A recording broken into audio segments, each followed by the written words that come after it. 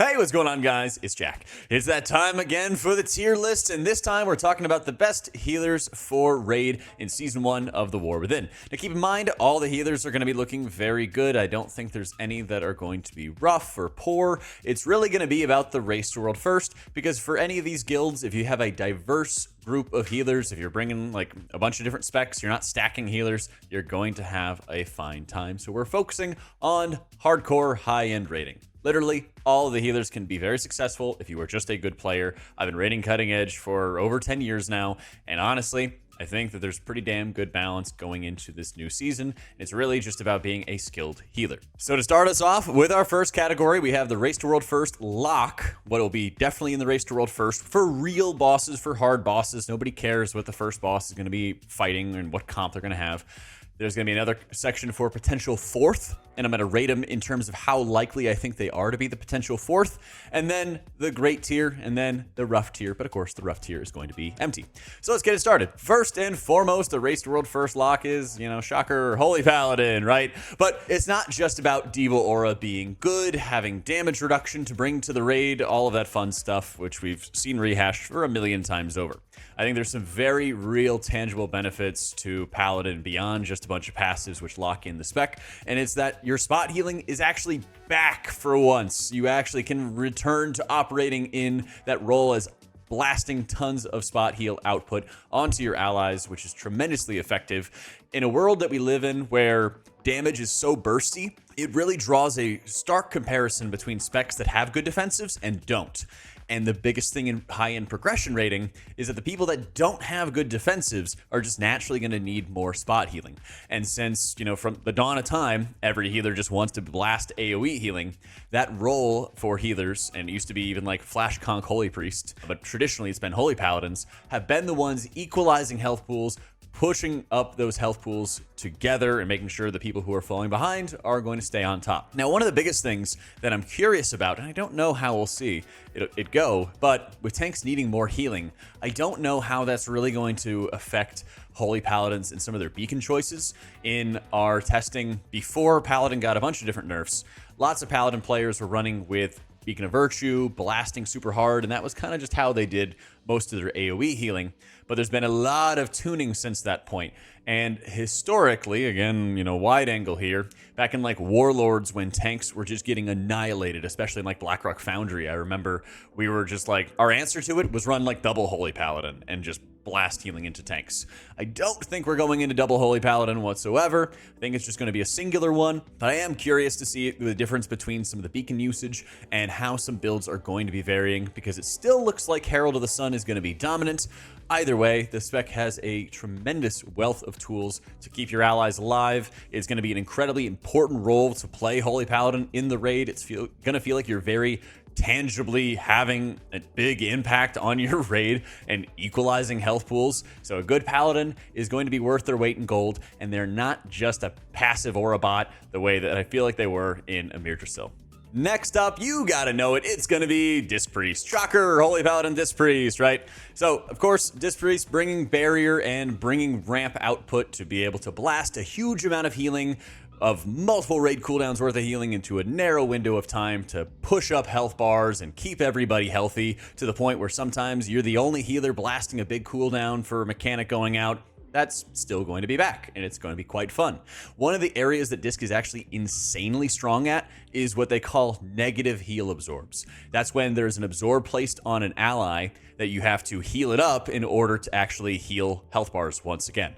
And since Blizzard has not really been able to balance spike damage too well when defensives are really high, and they kind of refuse to add lots and lots of rot damage to every single fight, they've done it where they have some rot damage, but they also have a lot of these negative absorbs going out on a variety of boss fights. So you have to heal through those absorbs, and then you're going to be able to heal your allies. And Disc is insanely good at this. In fact, Disc was insanely powerful in Smolderon for dealing with this, but the difference on Smolderon was only half the raid had a negative heal absorb, and then the other half didn't. So you kind of like blasted tons of heals into half the raid, and then you overhealed a bunch on the other half of the raid for some of your ramps. Now, with a lot of encounters, like Brood Twister Ovanax as being one of them, where the entire raid gets blanket in these heal absorbs, and then they also pulse and stack on top of each other. Disc is absurd for dealing with those things. Void Weaver is going to be very dominant. Barrier and the DR that you get is going to be insane on a number of different encounters, and as long as it doesn't completely suck on the final boss, honestly, even if it does suck, Razageth was kind of a cruddy boss for Barrier. The spec still bursts and ramps fantastically, and while it may not have much output outside of its ramps, especially with the lack of Shadow Covenant uptime we have going into the season, it still does a phenomenal job at really its base, what it usually does, what it's good at. And so while I'm not thrilled at how Disc is playing from a gameplay perspective, its performance, I expect it to be very high in the raid. And once again, being a very challenging healer and hopefully a rewarding one. We have had some experiences with Disc underperforming in raids, notably Aberrus, where its output was just really, really low and it didn't effectively sort of compete with the other healers in that race. And so you saw a lot of Holy Priest instead. I think that the tuning, even after the Arcane Intellect and Chaos Brand nerfs, which do directly affect Disc's atonement healing, even after that, I think the spec is still tuned highly enough to be very impactful in the race to World First, but I don't think that we're going to have any like Battle for Azeroth type tuning or even Legion type tuning where the spec like bodies everybody. It'll be pretty good. I don't expect it to be absolutely absurd and blot out the sun from all the other healers. So kind of similar to where it was in Amirdrasil, but this time without Mistweaver, of course, blotting out the sun. To round out our Race to World First lock, we got Resto Shaman. Now, Shaman has had a great amount of changes throughout beta. The improvement to Spirit Link Totem and bringing back the talent Spouting Spirits adds more damage reduction to Spirit Link Totem. It also adds more burst healing to your Spirit Link Totem. And like I mentioned with Disc, there's a lot of areas where you could stack for Barrier, and that also means there's a lot of areas where you can stack for Spirit Link. And I think the spec is going to absolutely blast with it. Not sure if we're going to be running a Totemic or a Farseer build in the incoming raid, since it seems like there's some pretty good balance across those hero talents. So I'm really eager to see if maybe you are switching around your hero talents depending on some of the encounters that you bring. But what the spec does phenomenally well is blast healing. Its healing tuning is very high, and it feels like the spec now actually has really powerful cooldowns, which they seem to really lack throughout really most of Dragonflight. They were the target of a ton of different nerfs to things even like Ascendance, getting pretty heavily nerfed while other healers' cooldowns kind of remained untouched in Dragonflight. Now the 2-minute cooldown for Ascendance through your talents, pairing it up with Ancestral Guidance, even after AG got nerfed, it's still a fantastic cooldown, and the spec can just blast huge healing when they need to. The extra defensive on hand with Stone Bulwark Totem will help a lot in progression rating. The extra stamina out of Ancestral Vigor is always a good thing, but you also are now getting Downpour, which can add another layer of stamina to your team. So progression rating, obviously, you think of Shaman as the healer that does great when health pools are low, but in the world we live in, health pools don't really stay low for very long. They kind of yo-yo up, and so people kind of cite mastery as like, oh my god, this great thing, but it's really the cooldowns and the utility, I would say, of things like your Spirit Link Totem and like your capabilities of stacking multiple cooldowns on top of each other in Ascendance and AG, and then just burning down some mana bar to push up health pools fast as the real big things that make Shaman a powerhouse, and I believe a lock for the Race to World First. So let's talk about a potential fourth healer. I don't think any of the first three are going to be stacked. I don't think you're going to do 2 Disc Priests or 2 Holy Pallies or 2 Shamans or anything like that.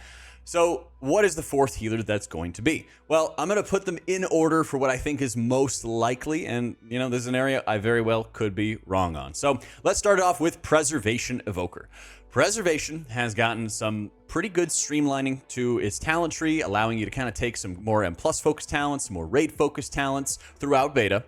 And it also has had some adjustments behind the scenes. So Lifebind is the primary mechanic I really want to talk about, in that whenever you are Verdant Embracing, you're kind of jumping to an ally to heal them, you are marking them with Lifebind. And the healing you do to yourself, a portion gets transferred or copied, I should say, to that ally and vice versa. What happened in Vault of the Incarnates is that this build of life binding your allies and then transferring all this healing to them was insanely OP and heavily nerfed once you got out of Vault of the Incarnates. But what they've changed going into the War Within is that multiple proc effects, echoed stasis effects that you are putting healing into yourself will now actually transfer through to Lifebind. So while you don't have as high of a transfer rate, you have more spells and more effects that can transfer to Lifebind to your allies, resulting in some very high burst capabilities for the spec. In addition to that, it's really just highly tuned. Not only Lifebind ramp effects, but your empower abilities, just blast healing. There were some absurd logs from raid testing where the engulf ability from Flameshaper Evoker was doing way too much healing. It was actually insane how much healing it was doing, and they reverted and fixed some of those. But the spec continues to blast huge amounts of healing, and I expect it to be the most likely of the fourth selection for the Race to World First because its output is so high. So what usually happens is after you have all the healers that bring this sort of like native utility to them, things that nobody else brings, Spirit Link, Devo, Barrier, you're looking for a healer that either synergizes with the raid encounters themselves or they are bringing just tons of output or some kind of combination of both. And I think Preservation fits that bill going into it, and as a result, I think it's the most likely potential fourth for the hard bosses. Well, what other specs could be brought in that potential fourth slot? Well, Druid is always going to be a very necessary spec to bring into your, or a very necessary class to bring into your group, and it really depends on the balance of all the other Druid specs to see which one is going to be good. Now, in, I believe it was Aberrus, you started seeing quite a decent bit of Resto Druid in Race to World First. I believe it was Liquid who was preferring the Resto Druid. I think Echo was not, if I remember correctly. Citation needed. But the Mark of the Wild buff is going to be insanely important. While I think that our Druid has had, honestly, a really poor beta in terms of a lot of its design and a lot of its setup, there is some very strong output that you can produce by combining Keeper of the Groves and Flourish to basically pool your treants, stack them together, and then go back to kind of like a ramp play style the way they had in the pre-treant world. Now that most of your output is not coming from treants and they're not just hard carrying you, what Keeper does is whenever you are activating your treants, I think it's the capstone in the Keeper of the Grove section, it is increasing your overall output. And so you're able to build up a huge set of hots onto your entire raid and blast huge healing while having all your treants active to be able to assist you. And so while I think there's other healers that can do a similar job and a similar performance, I don't think it is as high of HPS or as crazy HPS potentially as Preservation Evoker. It brings a great raid buff, it brings good utility to the team, and Regrowth actually is one of the spells that does healing. And having some good spot healing in the raid is always going to be a positive in high-end raiding. To round out our potential fourth, of course, is going to be Holy Priest. Holy Priest dominated in Aberrus in particular, and was very good in Vault of the Incarnates, and I would still say it was very good in Amirdrasil, but Amirdrasil was where things started going a little downhill since the spec was actually losing some of its utility in Symbol of Hope. It was first a minute of cooldown reduction since the Sanctum of Domination raid, taking a minute off of your primary defensives for your teammates, which was ridiculously powerful since most specs in the game have around a minute to a minute and a half cooldown. So getting an extra use at a critical time of 20-30% damage reduction or something like that makes a really huge difference on your raid's total damage intake when you're very well coordinated like these high-end teams are. The positives is that even though Symbol is nerfed, it's 30 seconds now, it's still pretty good. The thing is that the spec also just blasts huge amounts of output. Archon Holy Priest with the empowered Halo effect does really huge amounts of healing, and throughout all of beta it was there on testing, it was public on all the logs, and it was a healer that really dodged nerfs the entire time, surprisingly enough. And part of that is going to be the natural sort of like insanity of like 30-man raid sizes when Holy Priest is the only healer that has like 2 raid cooldowns that scale with raid size. Now with Archon they're going to be a third, so I'd very heavily expect to see Holy Priest dominating Heroic Week, and everyone's gonna like, oh my god, Holy Priest does like so much healing. But when you have 3 major cooldowns which don't hit an additional 10 people, it will look a little bit more balanced as a result. So if that high output stays, it could be a potential contender in that 4th position. Liquid historically very heavily favors the Holy Priest. They really like playing with them, and You have the option not only of Archon, like we just mentioned, but also Oracle has gotten pretty good. I gotta tell you, not only are you able to empower your Insight, your Premonition ability to give you 10 seconds of cooldown reduction instead of the base 7 seconds, this allows you to just spam cast lots of Prayer of Mendings, feeding into more answered prayers uptime, which kind of helps you get your salvation back faster. You also have Overheal Redirect, where you are able to Guardian Spirit yourself and basically treat yourself like a seed, because the healing that you do from the Oracle hero talents, things like Flash Heal and Serenity, they do more healing to you. Guardian Spirit makes you do more healing to yourself, and Piety increases your healing, and it redirects Overheal. When you empower it with Fatebender, one of the other talents, that 70% Overheal Redirect becomes 98% Overheal Redirect. So you could Guardian Spirit yourself, hit Piety, hit a raid cooldown, and mash all of your Serenities into yourself, and you're basically soloing healing a specific mechanic every 2 minutes or so.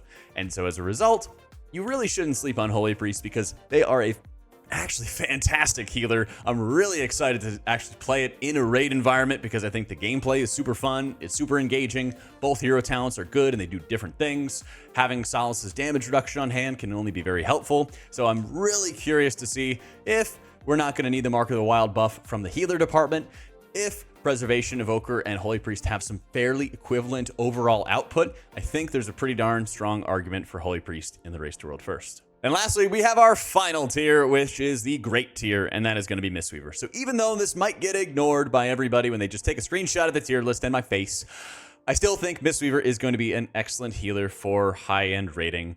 From my experience, from raiding all the way to, World 13th to where I'm at right now, World 40-ish, raiding for like 9 or 10 years straight at cutting edge, I think the healer balance in a raid environment is actually very good going into the next expansion. And if you're just a skilled healer, you are going to be successful, you're going to be noticed, there's lots of areas for skill expression, and I think Mistweaver is going to do very well for everybody. That being said, what's really caused Mistweaver to be represented in the Race to World First, which is what this tier list is about, is doing absurd amounts of output. There's been a few different times historically where Mistweaver is really highly represented.